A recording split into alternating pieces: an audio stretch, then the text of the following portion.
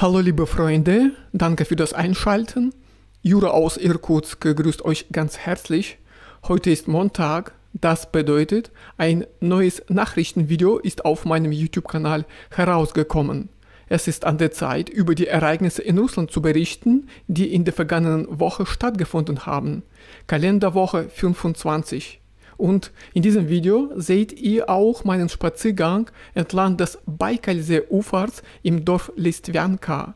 Dieses Dorf befindet sich nur eine Stunde Autofahrt von Irkutsk entfernt. Sehr praktisch, sehr bequem. Ich habe es in der vergangenen Woche auch besucht. Seit diesem Sommer kostet eine Busfahrt 300 Rubel für die Hinfahrt. So, wenn ihr ein Interesse für das Leben in Russland habt, bleibt bitte dran. Los geht's. Elon Musk. Bei dem Internationalen Wirtschaftsforum in Sankt Petersburg sorgte eine ungewöhnliche Aussage für Aufmerksamkeit. Der Vizevorsitzende der Staatsduma, Wladislaw Davankov, erklärte, dass bei dem russischen Außenministerium ein Antrag auf politisches Asyl für Elon Musk eingegangen sei. Davankov betonte, dass Musk zwar Fehler gemacht habe, man ihm diese jedoch verzeihen sollte. Sollte das Asylgesuch abgelehnt werden, sei man in Russland dennoch offen für jemanden mit solch beeindruckender technologischer Vision. Mit einer Entscheidung des Außenministeriums wird innerhalb eines Monats gerechnet. Übrigens, vor kurzem reiste auch Musks Vater Errol nach Russland. Er zeigte sich begeistert von Moskau und verglich die Stadt sogar mit dem antiken Rom.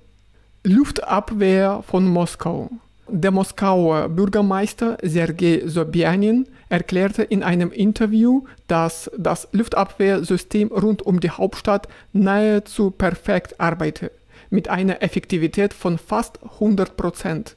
Er betonte, dass alles im Vergleich zu deutlich werde. So gäbe es trotz moderner Technologien in Ländern wie Israel und dem Iran immer wieder schwere Zerstörungen.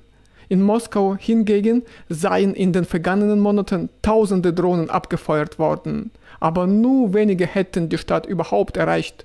Und selbst dann habe es keine nennenswerten Schäden gegeben.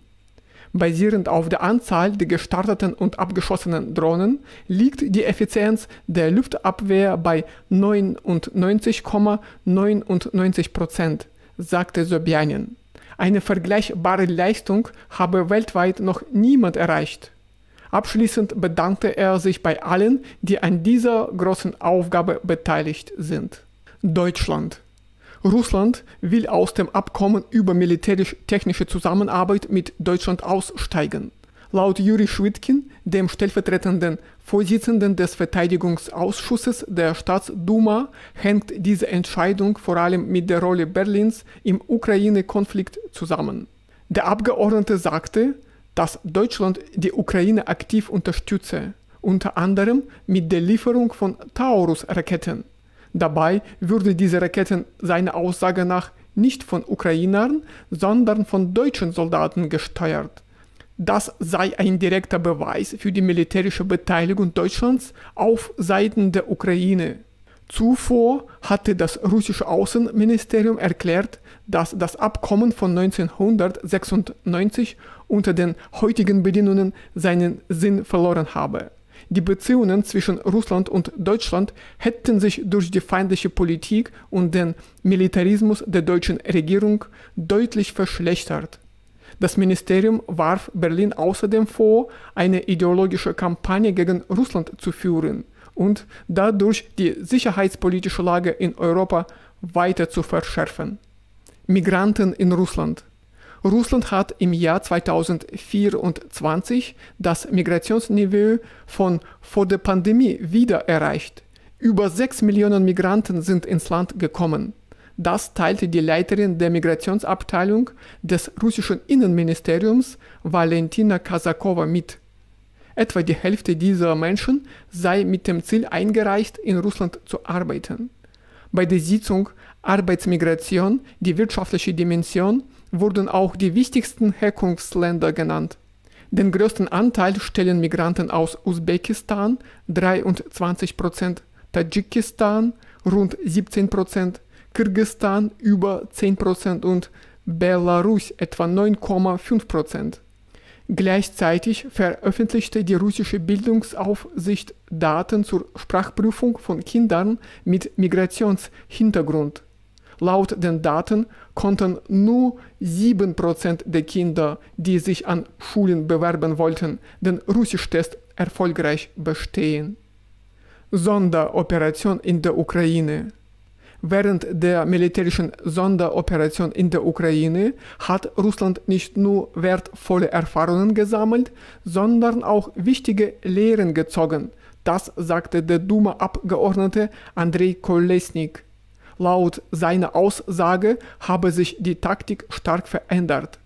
Russische Soldaten seien heute in der Lage, mit kleinen Stoßtrupps feindliche Stellungen in Ortschaften zu erobern. Etwas, wofür früher ganze Einheiten eingesetzt wurden. Nun reichen dafür oft Gruppen aus 2 bis 4 Kämpfern aus. Er hob außerdem hervor, dass der Nahkampf wieder stärker trainiert und eingesetzt werde. Zudem nannte er als Beispiele für den technischen Fortschritt den Einsatz von gelenkten Gleitbomben und die Entwicklung einer neuen Waffe namens Oreshnik. Früher habe die russische Armee Städte frontal angegriffen, so Kolesnik, jetzt werde eine andere Taktik angewendet. Ortschaften werden eingekreist und anschließend gezielt eingenommen. Diese neue Herangehensweise sei auch westlichen Experten nicht entgangen. Also, liebe Freunde, danke für das Anschauen dieses Videos. Hoffentlich haben die Nachrichten euch so gut gefallen und ich bedanke mich für das Mitmachen. Ich wünsche euch alles Gute für den Alltag und viel Erfolg bei der Arbeit. Wir sehen uns bald wieder in meinen neuen Videos. Auf Wiedersehen. Tschüss.